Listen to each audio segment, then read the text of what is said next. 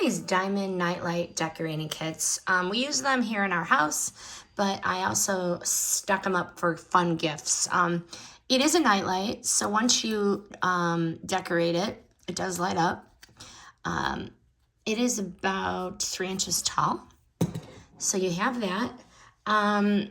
This is our new obsession, and it's literally like arts and crafts leveled up. It comes with everything you need, so no last minute running to get your extra glittery little bits, but you have an ample supply of your stones.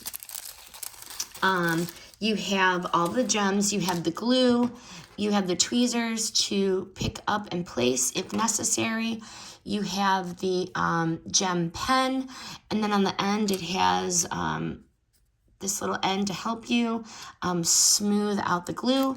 You also have the little glue squeegee to smooth out the glue as well on the nightlight.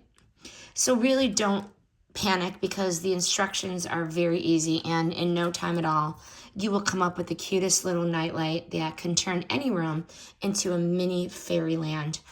This is really the perfect gift for an antsy or artsy kid, rather.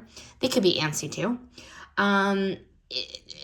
Somebody that likes shiny things, likes arts and crafts. There are batteries in here, so your masterpiece will literally light up right away.